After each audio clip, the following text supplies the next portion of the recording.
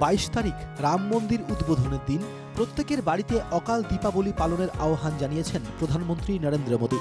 সেই অনুরোধেই সাড়া দিয়ে গোটা বনগাঁ জুড়ে বিতরণ করা হলো 22,000 প্রদীপ। বনগাঁ উত্তরের বিজেপি বিধায়ক অশোক কীর্তনিয়ার উদ্যোগে গত এক সপ্তাহ ধরে প্রদীপ বিতরণ করা হয়। রবিবার সকালেই বনগাঁ নেতাজি মার্কেট সংলগ্ন এরিয়া থেকে শুরু হয়ে বনগাঁ শহরের বিভিন্ন প্রান্তে সাধারণ মানুষের মধ্যে প্রদীপ বিতরণ করেন বিজেপি বিধায়ক।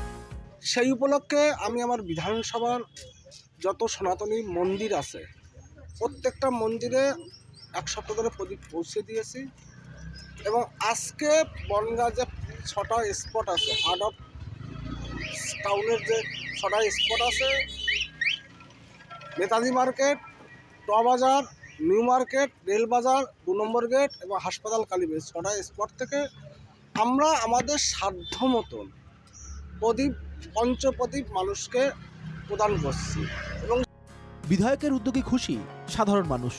বিগত 7 দিন ধরে বনগাঁর যত সনাতনী মন্দির আছে সমস্ত সনাতনী মন্দিরে শুধু প্রদীপ নয়, প্রদীপ তার সঙ্গে সলতে এবং তার সঙ্গে তেলও পর্যন্ত দান করেছেন।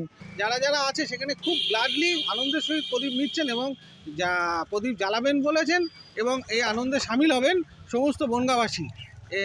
এবং আমিও এই হাতে প্রদীপ নিয়েছি এবং নিয়ে আমি আরও যাচ্ছি দিয়ে আসতে এবং প্রত্যেকে আনন্দের সহিত নিচ্ছে এবং এটা হচ্ছে আমাদের পরম পাওনা।